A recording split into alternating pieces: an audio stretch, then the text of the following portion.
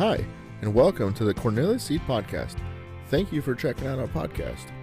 Established in 1935, we're an American-owned and family-owned independent seed company. And we're excited to partner with you in our new podcast by bringing you 5 generations of agricultural experience and decades of industry expertise. In our podcasts, you can expect to gain valuable and timely information to aid you in making decisions for your operation. We'll keep things simple and informative, and much like our motto, Planet Profit. Welcome back to the Cornelius Seed Podcast. This is Juan, Cornelius Seed Innovation Lead, and this morning I'm joined by Craig Allaman. In this podcast, we're going to cover lots of great topics, from an update on this season's drought stress on the crops, uneven tasseling and corn and fungicide timing, silk clipping, wildfire smoke effects, and much more. So let's get started. Good morning, Craig. Good morning. How you getting any rain this morning? We got some overnight. I noticed it was wet out there. Didn't look like a whole lot, but looks like things are still headed this direction from the west. Well, I think you've always said when it comes to grain fill time and whatnot that rain is our friend. So, but I guess before we jump into the timing of the rain, what if I know you've been kind of all over Wisconsin and everywhere in Iowa, I guess east of 35 and your home state there in Illinois. What have you been seeing? Because my drive between between Scott County here in the Quad Cities up 61 towards Jackson County, Iowa, where the office is at, crops look really good there, but it starts getting spotty when we get into Jackson County. What are you seeing as you're kind of going all over Cornelius country? Well, the crops in relation to the kind of the severity of this early summer drought that we had have held up fairly well. Now that depends on where you're sitting. There's some areas that were definitely more severe than others, but we have, over the last week or so here, we've had, some alleviation to that drought stress. Several storms. We just kind of have continued to get some moisture and some storms, but they have been, somewhat spotty. So I know as I say that, there'll be people that are saying, we really haven't seen that here, not very much. And that's definitely true. And that's always the tough part of farming. Some people get relief and others don't. So we've got varying degrees of that, but certainly we're better as a whole across the Corn Belt than we were, a week, 10 days ago. Some areas have gotten quite a bit, maybe to the point where we've started to increase the subsoil moisture back a little bit, but other areas probably just enough to kind of keep getting, going along, chugging along, and important time for that because we're heading into that R1 stage when we're going to be silking. We're seeing tassel shoot and silks are coming out, and then we're going to have our pollination period, which of course is one of the key periods of yield in corn. And then soybeans, we're well into the R2 stage where we're putting flowers on up and down the plant that are turning into pods. And that also is important to not have stress during that time period so we don't abort flowers and abort pods. So, I think cautiously optimistic. We talked at our meeting up at in Wisconsin there a week ago. La Crosse, Wisconsin. Yep. Yeah, we were up at La Crosse. We talked about the fact that we're going to live with this drought for a while because it's, our soils are depleted enough that one rain's not going to, take care of the rest of the year. So we're going to have to continue to get rains in a lot of the areas. But I'm cautiously optimistic right now anyway.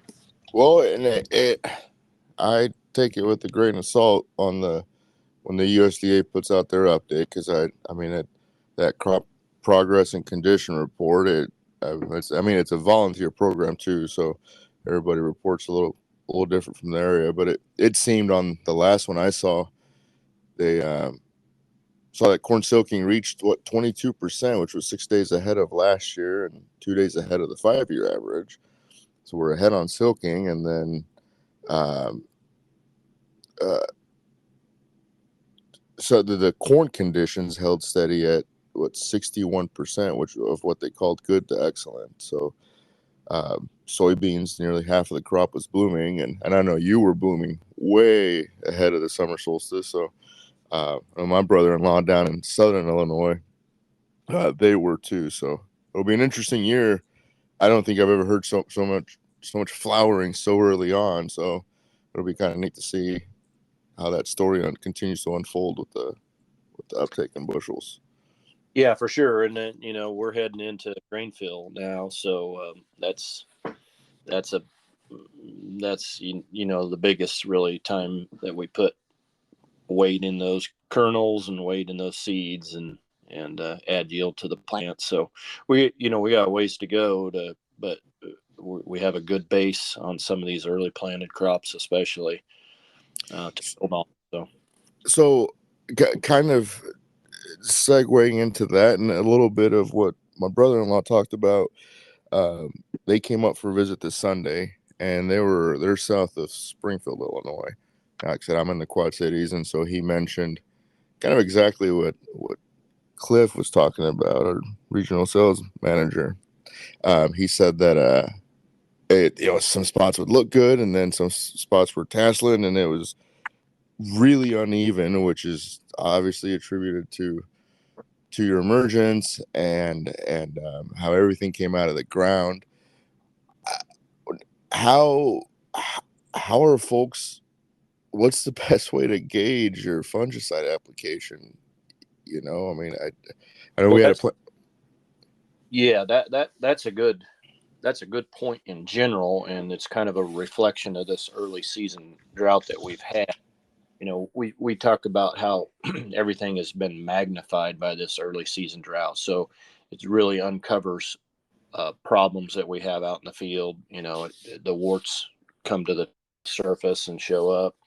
And we do have a lot of unevenness, and that probably as you drive through here and cross the Corn Belt and look at how evenly things start to tassel, you can pick out the areas that have had a worse drought than others.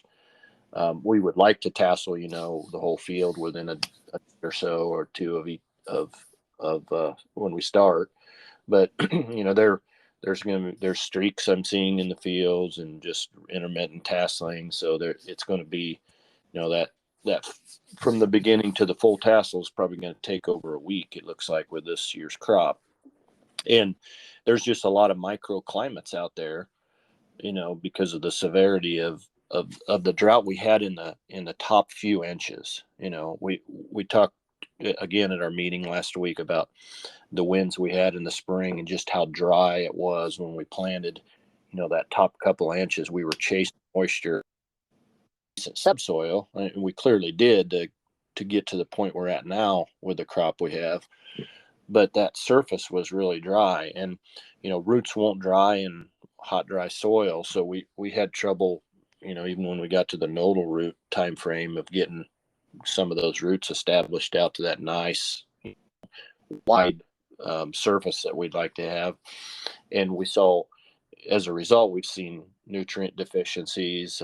I've never seen potash deficiencies so pronounced, and potash deficiency shows up on the leaf margins. So the leaf edges of the corn or the soybeans, we see it along field edges, where we let less actual potash, potassium. And normally that's maybe a row or two, and seeing 4 to 6 rows in a lot of places this year. So everything just really on the ragged edge because of that early season drought. And so we have a lot of unevenness in the crop. We might be a leaf stage or two behind, from one plant to the next. And I think most of that goes back to not really emergence. I think the emergence was pretty even, unless some of the plants were in dry soil and others weren't. But I think just those microclimates throughout the field, our growth stages have been very uneven. So back to your original question, we're here in pollination, and how does that affect us? Is there something that we need to watch out for? So this R1 stage, when silking occurs, that is the ultimate stage to spray a fungicide on corn. It's just proven, time after time, that gets you the most yield the most profit by spraying at that point in time. But do I have a concern if I've got, some of my tassels are out and others aren't, or should I wait, or what's the best thing to do? So we used to worry, a decade or two ago when foliar fungicide in corn really got popular. Guys were spraying it with their post sprayers kind of as late as they could. So sometime after V12, let's say, they were getting over it with their sprayer, but they didn't have enough clearance to wait until it was fully tasseled. And they were putting on, 10, 15 gallons of water, fungicide with an adjuvant. And that's when we got into that beer can ear syndrome. So, or arrested development.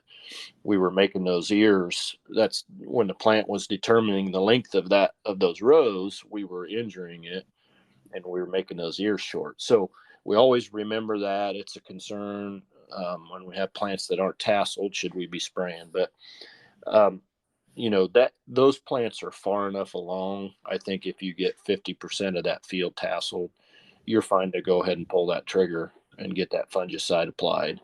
I think that's just a different thing than it was years ago when we were going significantly earlier and we were putting large gallons of water on with a post sprayer, and it was the adjuvant that they really kind of triggered or figured out that was causing a problem, just getting too much into the plant too quickly. So I think, as a general rule of thumb, you wait till you get 50% of that field pollinated, you can go ahead and pull that trigger. But if you've had rain and you're not real stressy at the time, because stress relief is a part of what, the bang for our buck we're getting with fungicides, you can wait till that field's fully tasseled, and you might get another few days or a week of residual by doing that. Okay. Well, thank you for that. So I know one of the questions that had come in before we did this, and as a side note, I invite anyone listening that you have a topic around, a question around anything that we talk about that you'd like for us to talk about, don't hesitate to send it to us. We'd be happy to cover it. But at any rate, do fungicides affect pollination? Someone was wondering about that. No, the fungicides won't affect pollination. There's no negative impact on the pollen or the silk or anything. So, the safety from that aspect is very good. So there's really no timing concerns or anything on that. Okay. Well, thank you. I think we covered that pretty good, and kind of related to right around that same stage of the crop development and silk's out. Let's talk a little bit about silk clipping. What effect can that have on our crop, our yield, and what should we be scouting for? I think we always mention scouting every time of the year, and I'm sure there's a good campaign attached to this. But let's move on to silk clipping. Yeah.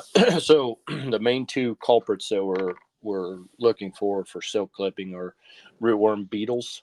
Mostly in continuous corn is obviously what we're worried about there, unless it's coming in off a neighbor. But we do kind of at the same time worry a little bit about Japanese beetles, although through the years, now I'm going to say this with a caveat because you always need to get out there and make sure you're checking and err on the side of being cautious with it. But Japanese beetles generally move in and start clipping silks or feeding on the silks a little bit late. Anytime I've found them, if you pull an ear off and carefully remove the husks so that you're not ripping silks off there, and then you gently shake those, those silks, the silks that have pollinated will they'll attach, from the kernel that's pollinated. So it's a good way to check and see how many kernels are pollinated. And the silks come from the butt of the ear first. So you're going to pollinate the butt and work your way up to the tip. So a lot of times when you do that, when it's at the very end and that ear is mostly pollinated, you might just have a few silks left on the tip of the ear that remain attached. But so back to the Japanese beetle, anytime I've seen clipping from the Japanese beetles all do that, and that ear just most times, 9 times out of 10 will be fully pollinated already. So it's like they don't like the newer silk. They like the silk that's a little bit older. But rootworm beetles, on the other hand, they're wanting to feed on pollen and silk. Now, if they come out early before there's pollen and silks, if they come out of the ground, because they're obviously feeding on the roots in the larva stage, and then they'll pupate in the soil and come out as adults. And you might see some scarring on the leaves where they've fed on the leaves, just keeping themselves alive until that pollen and that silk come along. And then that's what they're going to feed on the rest of the year. So they will clip those silks back. And I was out looking at a field just east of Cedar Rapids last week, and there's actually a pretty droughty area. Concerned whether we were shooting ears or not, because the customer had noticed that the tassels were out and there was no ear shoots in sight at all. So by the time I got to the field, it had been 2 to 3 days. And when we got there, the ears were coming out. A little bit of a off timing, we would have expected them already to be out, but this drought does some weird things, and sometimes timing on the ears and the tassels are off a little bit. Now, we'll drop pollen in corn plant for a couple of weeks normally. Under drought stress, that may be reduced down to, even a week. So, but he would have had plenty of time when those ears got out to go ahead and get pollinated. But tons of rootworm adults clipping silk. So, he called in an airplane and got them sprayed that day, because they'll clip those silks back and far enough. I mean, they'll eat them right down to the tip of the ear, and there's no way to get pollinated at that point. So those are the two that we look for. And if you're in a continuous corn situation, you need to look every year. And you probably know if you're in a Japanese beetle situation, because they're eating a shrub by your house or a fruit tree or something like that. If you have heavy pressure, you'll know they're in the area, and you do need to check. The other thing about Jap beetles is a lot of times they only be in the outside half dozen, 10 rows, something like that. If you go out into the field, they don't seem to get out into the field as much as they do along the edges. Oh, that'd be interesting when you're on the combine to see what's happening out there. I think as you were talking about that, I would just kind of looking things up, and I see that at one point in time, the University of Wisconsin felt like that if there's about at least 5 to 6 rootworm beetles per plant, that's enough to lead to some economic loss. So, yep, absolutely. Go out there, scout, protect your profits. That's one important thing to note. The second thing is more of a public service announcement. And you mentioned being out by Cedar Rapids or Cedar Falls looking at a field. To anyone that's listening, whether you're a customer or not, it is known that with the promise of a good tenderloin, you can lure Craig out there. He'll take a look at whatever you need him to. So just putting that out there, broadcasting it to the world. That is, I can confirm that is a fact. Wonderful. Do you have anything else to well, actually, no, I do have a question. This came up in La Crosse at our meeting whenever we had a plant pathologist there talking about some of these topics, and it was what happens. What's the best time to work on these applications if you cannot get a plane lined up? Because it seems like when we all need them, they're all busy and there's not enough out there. And I know fortunately there's a lot of drone spraying going on to help soften up that impact. But what are your thoughts on that, on lining someone up and having issues with it? Well, there's people out there. You can, you get a high boy sprayer like a Hagee, a high clearance sprayer, maybe even some of the newer John Deere's or airplane. But what you need to do is have somebody in mind, somebody lined up just in case. So that's no different than, planning anything else we do ahead of time. You just need to know where you can go to in case of emergency. Proper So, preparation. That makes sense. I just the other, moving on from silk clipping, and that's wildfire smoke effects. I think right now we're kind of in a lull. At least I know in my area we haven't seen it. There was some days that it was just really thick. Um, I wondered, it's how does that affect photosynthesis? And what have you seen? Is there any research that you've come across? And what are your thoughts on all of this consistent, sustained Canadian wildfire smoke and its effect on corn and soybean crops?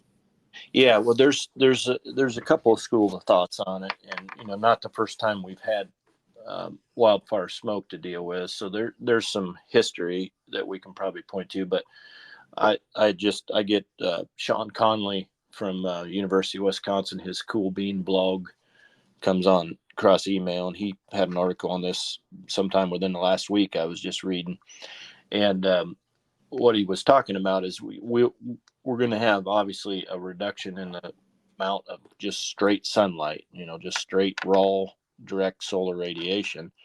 That has to be expected, but there is something called diffuse radiation. It's DIFFUSE, just like it sounds, diffuse radiation or diffuse sunlight. And basically, that smoke is bending the light, like a prism would or something. And so with direct sunlight, you're going to have shading of that canopy, so there's a lot of that lower canopy that's not going to get any sunlight on the leaves because the upper canopy is shading it, just like it, we want to shade weeds out. But with this diffuse radiation, where it's bending that light's actually going to be shooting from a bunch of different directions, and it's going to get down there and start hitting some of that lower canopy that normally is blocked. So, the question would be, have I got more damage from losing direct solar radiation, or got with the diffuse radiation, or even more? I mean, there's a possibility that, it could be actually a positive for the crop. So I would say good chance that it's a wash. If nothing, it might even have helped a little bit in some areas. So that's positive. Interesting it's a very interesting article. If you want to jump on the Cool Bean side, I'm sure you can pull it up and read the whole thing. Well, I'll make sure to link it on the podcast notes. That way, anyone can get to it. And I know he had a lot of good research on the early planted soybeans. I think everybody and their mother had it, including probably anyone's own operation that's been trying it out. And also had some good stuff on if you're replanting soybeans, if how much the relative maturity matters, and so definitely a lot of good stuff out there. So yep, Sean does great work. He's just has an inquiring mind, and he's just very down to earth approach to his research. It's real things that matter to real farmers. So that's definitely true. Well, Craig, I think we've hit most of what we wanted to talk about. What's a key takeaway you want to leave our listeners with before we wrap this up? Well, I think key takeaway is, we talk a lot about fungicides in both corn and soybeans. And, I know in times like this, if you're in a really stressy area, you question, should I put more money into my crop? But a lot of times under these situations, that may be the best money you spend all year. We've talked about the stress relieving properties of fungicides. We want to make sure we have a strobilurin fungicide in that package. Most of these products are combo products, and most all of them have strobies in them. And that's important because strobies are stress relievers. They suppress the production of ethylene gas, which is what the plant produces when it's under stress, and it's kind of a signal to start shutting things down. So by suppressing that, inhibiting that production, that it's it's a very good stress reliever. And if you're in an area that has just barely been getting some moisture or not at all, even, that's probably pretty good thing to do. Plus the fact that we're getting into conditions that we talk about, the disease triangle, we're getting into those, that environment that's going to be really conducive to getting some of these foliar fungal diseases rolling. A lot of the tar spotter, spore caster, those kind of things, those modeling type programs are showing that we probably got a pretty good chance with tar this year. Heard possibly some southern rust moving up, which is, those two are a really bad combination together. And then as I go outside and do literally anything and start sweating now, that tells me that it's gray leaf spot time of the year.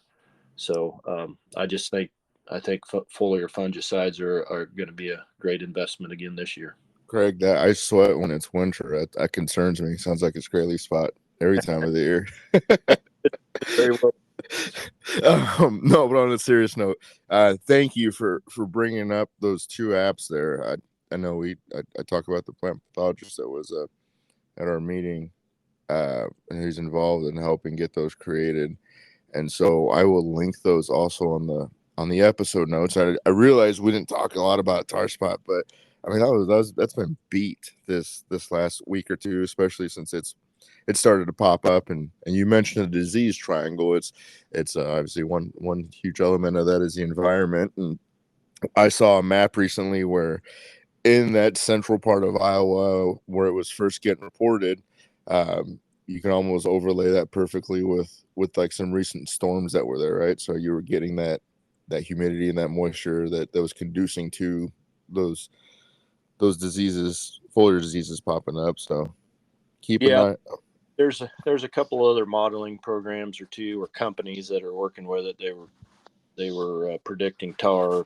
It's kind of southeast Iowa, west central Illinois, even earlier than that.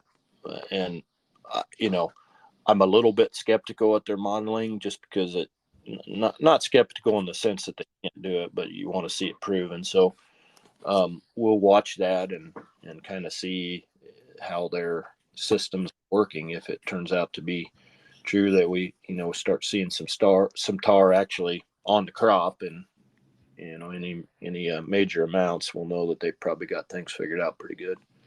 Wonderful. Okay, cool. Well, thank you for that.